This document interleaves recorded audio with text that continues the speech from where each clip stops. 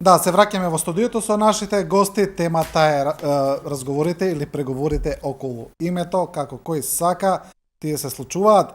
Одиме со уште едно прашање до нашите гости. Ќе ве замолам сите за концизност во одговорите, бидејќи имаме уште нецели 5 минути до крајот. Господине Русјаков, после протестите во Грција се протестираше во Скопје. Правото на протест е загарантирано и мислам дека тука нема ништо спорно.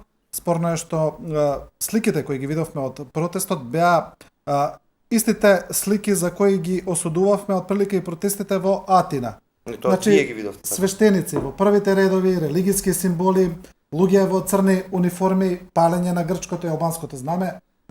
Дали таквите протести го... Бевте ли на телевизијата, беше ли присутна на протестите? Да. Да? Ја пренесувавте ли? Да. Пошто знам дека Слободна Европа пренесуваше, но вие не видов дека пренесувавте. Не во живо, но имавме потоа материјал. Ни една македонска телевизија. Прво, свештеници имаше, никој не може да им забрани да дојдат. Никој не може да им забрани да кажат. Втора работа, луѓето што беа облечени во униформи не беа униформите на Златна Зора, него беа луѓето што беа обезбедувани, не се случи некоја глупост.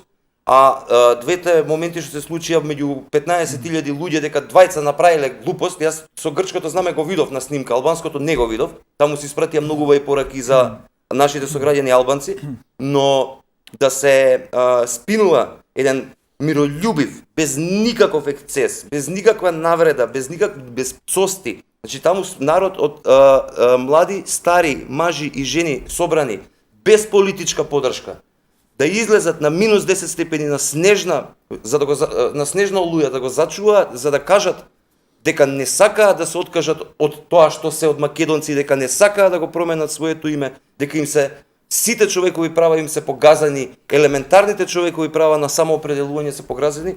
Тоа беше прекрасен протест.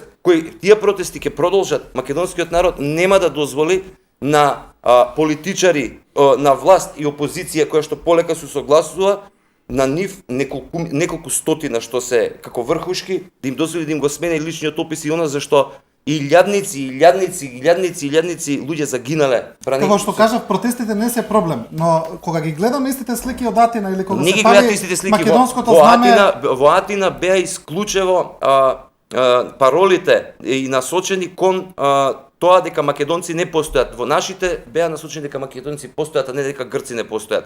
Ние се браниме, тие напаѓаат. Таму излегува Златна Зора, таму МПЦ, Грчката православна црква држеше фашистички говори за негирање на постоењето на македонците.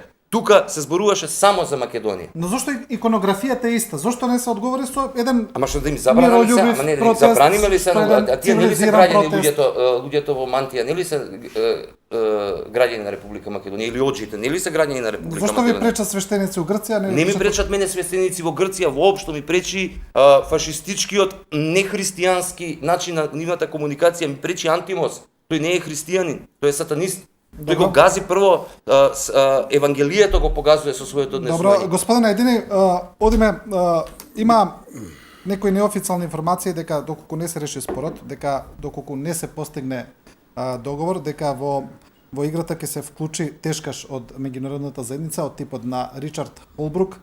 Верувате ли во овој сценариј?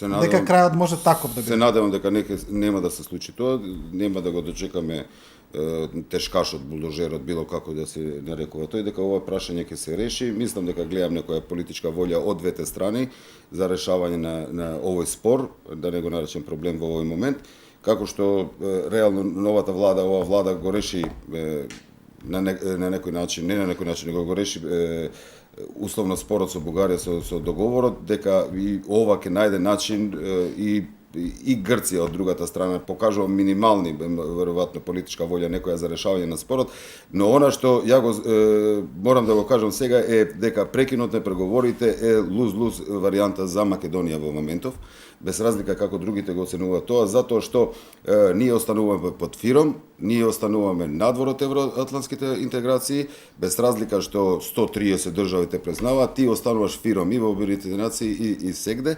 Од друга страна ќе бидат блокирани евроатлантските процеси, а преговори и после прекина преговори ти мораш да проговараш, дури и таа варијанта што зборат, што е многу формално правна во Совет на безбедност и Генералното собрание на Обединетите нации, затоа што мораш да преговараш со членките таму за да те поддржат во твојата. Значи преговори мора да има и овој спор ќе се реши со преговори, не на друг начин. Добро, господин Јордановски, ако значи не се реши сега спорот, повторно ќе се вратам, но во друга форма ќе биде прашањето.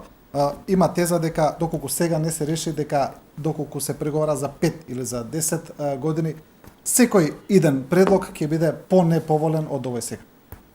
А можеме да извлечеме една таква тенденција од она претходно што слушаме за преговорите и за она што го разговарала владата на Груевски, дека имало предлог.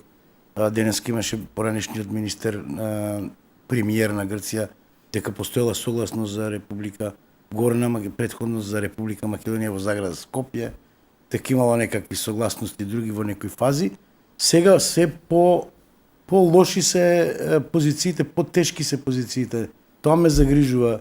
Од оние изјави што доаѓаат од Грција, од официјалните лица, дека многу, да речам, максималистички позиции доаѓаат од Грција, така што дури и ова влада со сета добра волја што покажува и со толку добра стартна позиција во смисла што ја поправи позицијата на Македонија на меѓународен план. Буквално мислам дека симпатиите на сите околни фактори се на страната на Македонија и Грција сериозно би се нашла под притисок доколку ние прифатиме некој разумен предлог.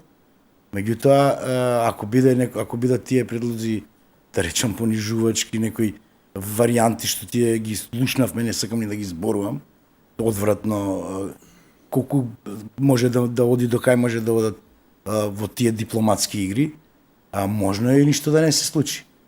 Сега, после тоа, сценаријата на што може да се случува, не би сакал да ги плашам луѓето, меѓутоа на Македонија може да и се случат некои многу неповолни работи. Меѓутоа, нека не е тоа главната причина.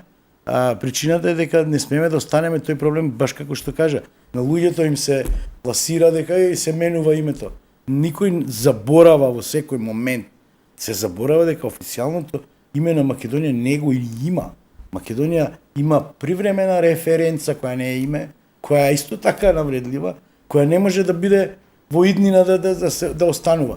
Значи, ние сега или порано и подоцна, ако сакаме да бидеме држава, мора пред истите фактори, значи Обединети нации, Совет за безбедност, да се појавиме со предлог за име. Значи, Грција ќе биде тука и по 100 години и по 10 години. Да. Таму ќе бидат горе-долу истите земји. Ако не сме успеале во 91 нема зошто да успееме во 2021 ако ништо не се смени. Затоа е таму кажано дека ќе се дојде до... Меѓутоа, се надевам дека и постојат и посредници и фактори некои што сакат да се дојде до некое решение кое нема да биде за нас понижувачко или навредливо и кое нема да го загрози нашиот идентитет. Затоа не добив шанса да кажам. Да. Добро, Јордановски, Русјаков, Ајдини, да, времето ни истече, знам дека ние би можеле да продолжиме уште некој саат, но толку ни е времето. Ви благодарам на сите за учеството во емисијата. На вас, почитувани гледачи, ви благодариме за надовербата и вниманието и останете со програмата на Телевизија 24.